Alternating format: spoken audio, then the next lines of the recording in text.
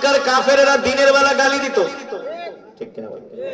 রাতের বেলা আবার আল্লাহর নবীর কোরআন শোনার জন্য বাইতুল্লাহর আশেপাশে ভিড় জমাতো, ঠিক না? মক্কার কাফেররা জানতো আল্লাহর নবী হলেন শেষ নবী, তিনি হলেন রাহমাতুল লিল আলামিন।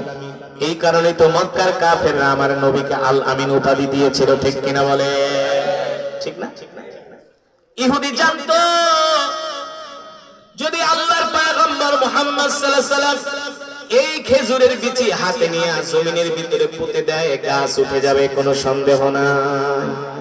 তার মানে ইহুদি রাসূলের সাহাবী সালমান ফারসিকে কোনোভাবেই হাতছাড়া করতে চায় না। তিনি কি করলেন? চালাকি করে দুষ্ট ইহুদি ওই খেজুরের বিচিগুলো আগুন দিয়ে পোড়ায় ফেললেন। ওই খেজুরের বিচিগুলো, দুষ্ট ইহুদি খেজুরের বিচিগুলো আগুন দিয়ে পুড়িয়ে ফেললেন। আপনাদের কাছে আমার প্রশ্ন, আপনারা কত কিছুর বীজ দিয়ে বীজ লাগান না? ওই বীজগুলো যদি, দানাগুলো যদি আগুন দিয়ে পোড়ায় দেন, সেই দানা থেকে বিচি থেকে গাছ উঠবে নাকি? উঠবে? মুরাদনগরে উঠছিল কোনোদিন? প্রশ্নই আসে না। সারা পৃথিবীর বৈজ্ঞানিকরা গবেষণা করে, রিসার্চ করে সেই বিচি থেকে গাছ উঠাতে, কিন্তু পারেন? জোরে বলেন। একমাত্র আল্লাহ তাআলা পারেন, ঠিক কিনা বলেন? এই ক্ষমতা কার? আল্লাহু আলা কুল্লি শাইইন কাদির, সর্বময় ক্ষমতার মালিক, একচ্ছত্র ক্ষমতার মালিক।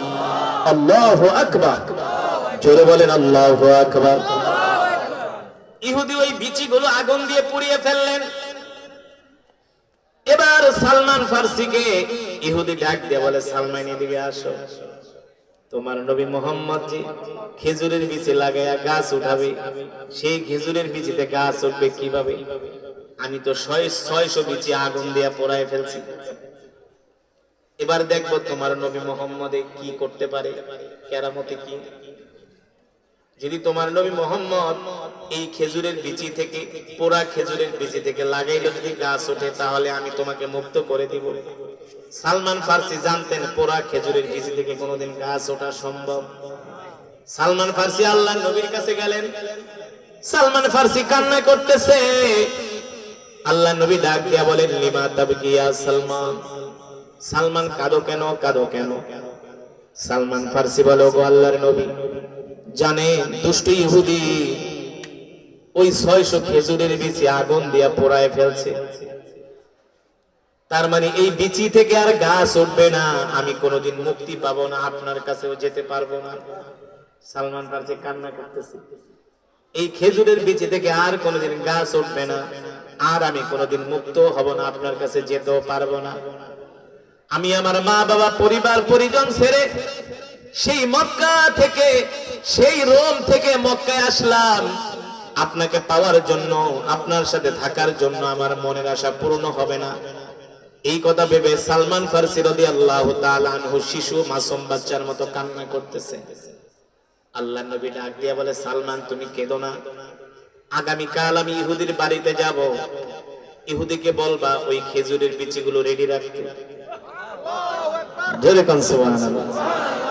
এখন তো ইহুদির মাথা খারাপ হয়ে গেছে, কিরে মুহাম্মদ আমাকে কোনোভাবেই ছাড়ে না, আর এই খেজুরের বিচি যদি মুহাম্মদের হাতে যায় গাছ উঠবেই উঠবে, কোনো সন্দেহ নাই। কারণ মুহাম্মদ দুনিয়ার কোনো সাধারণ মানুষ নন, তিনি হলেন আল্লাহর নবী, ঠিক কি না? তিনি হলেন আল্লাহর নবী। আল্লাহু আকবার, জোরে বলেন আল্লাহু আকবার। এবার আল্লাহর নবী রাহমাতুল লিল আলামিন পরের দিন দুপুর বেলা ইহুদির বাড়িতে আসলেন। একদল সাহাবীদেরকে সাথে নিয়ে আসছে। এসে বলে, সালমান যাও যাও ইহুদির হাত থেকে খেজুরের বিচিগুলো নিয়ে আসো। ইহুদি আল্লাহর নবীর সামনে দাঁড়ায় বলে, মুহাম্মদ খেজুরের বিচি আমি আগুন দিয়ে পোড়ায় ফেলছি, এই বিচিতে গাছ উঠবে না। আল্লাহর নবী বলে, ইহুদির গাছ ওঠে না, না ওঠে তুই দেখ, খেজুরের বিচি আমার হাতে দে। আল্লাহর নবী সাহাবীদেরকে বললেন, এ সাহাবীরা, তোমাদের কাজ হলো গর্ত করা, কিন্তু পিছনের দিকে তাকানো যাবে না, শুধু গর্ত করে করে সামনের দিকে আগাবে। জোরে বলেন সুবহানাল্লাহ। সাহাবীরা জামাতবদ্ধ হয়ে গর্ত করতেছে, আল্লাহ নবী বা সালমান একটা একটা করে বিচি আমার হাতে দিবা। সালমান ফারসি একটা একটা করে বিচি আল্লাহ নবীর হাতে দেয়, আর আল্লাহ নবী হাতে নিয়ে থুতু মোবারক দিয়ে সেটাকে পরিষ্কার করে। আল্লাহ নবীর বরকতি থুতু দিয়া পরিষ্কার করে করে ওই গর্তের ভিতরে ঢুকায়।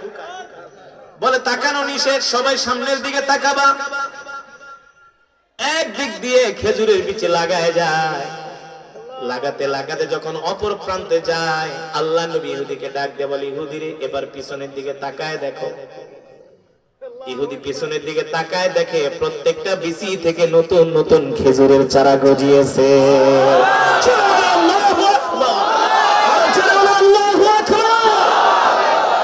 আল্লাহ নবী ডাক দিয়ে বলে, ইহুদি, এই ইহুদি, এবার আমার সালমানকে আমার কাছে মুক্ত করে দাও। আল্লাহু আকবার। সালমান ফারসি বলে, ইহুদি, আমি আল্লাহ নবীর সাথে চলে গেলাম। ইহুদি বলে, এ সালমান, তোমাকে আমার কাছে রাখার জন্য এত চেষ্টা করলাম, এত ফোন দিয়ে আঁকলাম, কোনো লাভ হলো না। আল্লাহ নবীকে ডাক দিয়ে বলে, মুহাম্মদ, তুমি যে আল্লাহর নবী এটা আমি আগেই জানতাম। খেজুরের বিচি পোড়া হোক আর ভালো হোক, তোমার হাতে গেলে বিচি উঠবেই। আল্লাহু আকবার। মুহাম্মদ, তোমাকে কষ্ট দিছি, এই জন্য তুমি আমাকে ক্ষমা করে দিও। আল্লাহু আকবার। ও নবী, তুমি আমাকে ক্ষমা করে দিও। মুহাম্মদ, আমি তোমার গোলামকে রাখার জন্য কত চেষ্টা করছি, আসলে আমি রাখতে চাইলে কি হবে, এই গোলাম তো আর আমার না, এই গোলাম তো আর আমার পাগল না, এই গোলাম তো হলো তোমার পাগল। ঠিক কিনা বলেন? এই নবীর পাগল কেন আমরা হব না, যে নবী হলেন রাহমাতুল লিল আলামিন। আল্লাহু আকবার।